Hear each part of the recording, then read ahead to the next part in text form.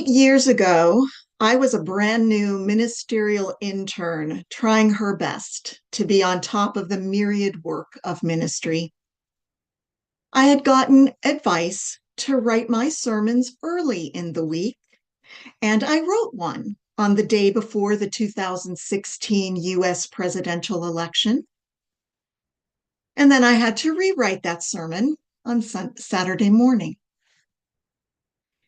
8 years later, you'd think I would have learned my lesson. But no, I was prepared for worshiping with all you good people. I was not prepared for the outcome of the latest election. My ability to delude myself astounds me and pains me. What follows is not the sermon I imagined I would give you today. Today, my life is upended in ways different from and worse than in 2016. I know there are some Americans in this congregation.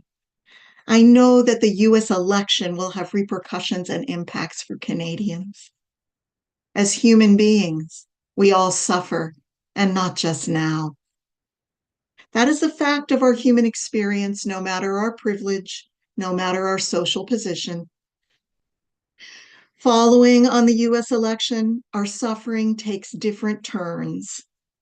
And even in this suffering, my own and that of so many others more vulnerable than I find myself with more and better tools than I had in 2016 for living with pain and suffering. And I will need all of those tools if I am to give thanks and praise for all that is my life, if I am truly to use my life for the common good, if I am to live in the world as it is rather than how I wish it were. And so I reflect with you this morning about wounds and suffering and how we might live with all of that in ways that heal rather than cause further harm to ourselves and each other. May nothing evil cross this strange space we share as we make our time sacred with our presence. May you know you are not alone in your pain, no matter its nature. When I was a young girl, a long time ago, I fell down and skinned my knees a lot. It was my mother who picked me up, washed me off, and smeared on some first aid cream. And my mother, she wiped my tears and she told me to buck up. It really wasn't so bad. But she did not put on a Band-Aid, not ever. When I became a mother, I made a major investment in the Band-Aid brand. If my kids wanted 3 Band-Aids and some fancy antiseptic cream on top of a paper cut I couldn't see with a magnifying glass, well, they could have them. Small hurts often need big responses. An extra Band-Aid here and there might seem like a little thing, but back in the 1960s and 70s, my parents were what you would call the working poor, and a Band-Aid for anything less than a nearly severed finger was just an extravagance, one of the luxuries that they couldn't afford. When I became a parent in the 1990s, I was living in a very different economic situation, able to stockpile things like Band-Aids and just about anything I wanted, pretty much whenever I wanted. Band-Aids are a not so little thing for me. Rather, they are one of the metaphors for the class and economic difference marking my childhood from my adulthood. In the world we live in today, I count myself fortunate to know both realities. It makes it a bit easier to put myself in the place of people different from myself. People who perhaps voted differently than I did because they have experienced differently the economy that looks so very good to me. I count myself fortunate, but I am not exempt from the wounding. We are all of us wounded in some way, wounded by experiences in childhood, sometimes harmed by the families who are supposed to love and protect us, wounded by friends and companions, and also strangers with dismissive words or vile actions, wounded by living in neighborhoods polluted by toxins in land, water, and air, callously and legally left behind by defunct or thriving industries, wounded by the world, which hates something about who we are.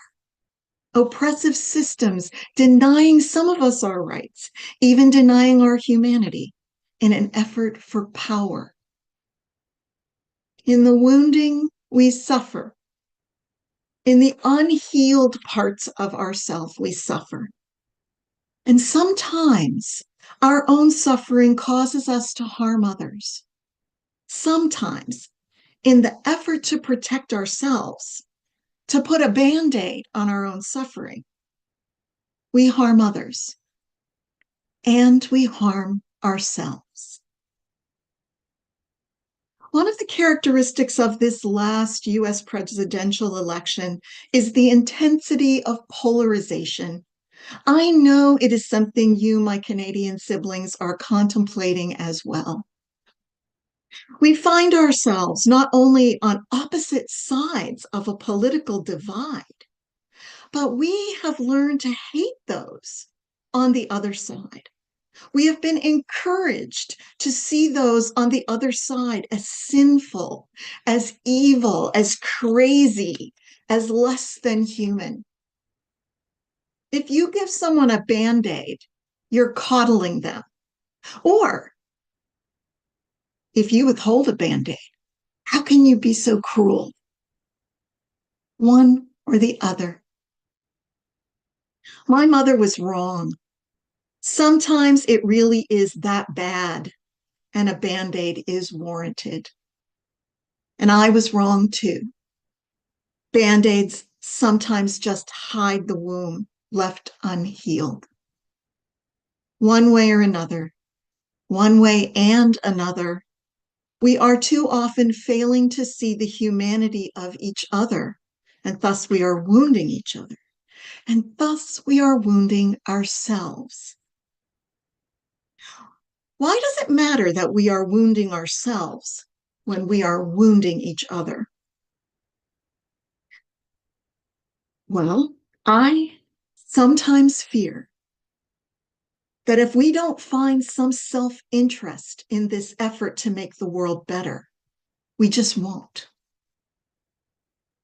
The poet tells us, before you know what kindness really is, you must lose things, feel the future dissolve in a moment. Before you know kindness as the deepest thing inside, you must know sorrow as the other deepest thing. You must wake up with sorrow. You must speak to it till your voice catches the threads of all sorrows and you see the size of the cloth. Another way to say this is to say that we must acknowledge our broken hearts. We must be willing to look at our own wounding so that, in the words of Joanna Macy, Gaian teacher and scholar of Buddhism, we find the heart that breaks open can contain the whole world. And what is at risk if we don't do this? If we refuse to see our own humanity and that of everyone else, to see that that humanity resides, at least in part, in our woundedness? In the words of Euro-American radical feminist Susan Griffin, the moment I have defined another being as my enemy, I lose a part of myself, the complexity and subtlety of my vision. I begin to exist in a closed system. When anything goes wrong, I blame my enemy. If I wake troubled, my enemy. has led me to this feeling. If I cannot sleep, it is because of my enemy. Slowly, she says, slowly, all the power in my life begins to be located outside, and my whole being is defined in relation to this outside force, which becomes daily more monstrous, more evil, more laden with all the qualities in myself I no longer wish to own. The quality of my thought, then, is diminished. My imagination grows small. Myself seems meager, for my enemy has stolen all of these. Thus ends Susan Griffin's words. What a nightmare of existence that is. I fear suffering. I don't want to feel pain, neither to pull the Band-Aid off or leave myself open and vulnerable. But without facing the reality of my own hurts and the way my hurt can continue to cause further hurt, I perpetuate what I hate. I ignore the world as it is and continue to cushion myself in division and false reality. Sometimes that's called an echo chamber. And the effort to heal can seem insurmountable. And then I remember, then I recall what I have learned so deeply over the last 8 years. The tools that can get me through and work toward healing. I know it is in community that I will do this. Alone, I lean into enemy thinking and enemy making. But I have a community. We have this community of shared values that we strive to live into. Our Unitarian Universalist covenants and principles. They are solid and trustworthy when my own inclinations draw me into isolation to lick my wounds alone and perhaps make them worse. We share our sorrow and our wounds, and thus we admit that we cannot heal alone. As the poet says, tell me about despair, yours, and I will tell you mine. Whoever you are, no matter how lonely, the world offers itself to your imagination over and over, announcing your place in the family of things. We heal by the mustard seed medicine. May we hear and heed the call. Yesterday, I anchored myself in my beautiful, imperfect, divided, and fractious community. I kicked through the physical space of Buffalo, New York, my neighborhood, crunching leaves and releasing the scent of necessary decay. I moved with the mostly white shoppers at the Co-op and the Penzies, who likely voted as I did. And I moved also with the mostly Latina and Latino shoppers at the Price Right, weighing the cost of loaves of bread and choosing the least expensive, who maybe voted differently. I turned toward my most vulnerable friends, more at risk than I am in the moment. I let them know I love them, let them know I'm handy nearby, asking nothing of them in return. I stockpile emergency contraceptive medication, ready to send it out of state if needed. And today I come to church, and not just because I'm the minister. I come so grateful for our UU spaces, our faith's acknowledgement of our trials and tribulations, of our need for each other for the very act of healing, of our commitment to work together to bring about the alternative vision, that imagination of diversity and unity for which we so long. In this moment, I cannot tell a lie. It feels like there is not enough love, hope, peace, or joy in my reality. And within that reality, within that painful truth, I have I have faith in our ability to move together to heal ourselves and the world. Then it is only kindness that makes sense anymore. Let's take a few breaths together in reflection.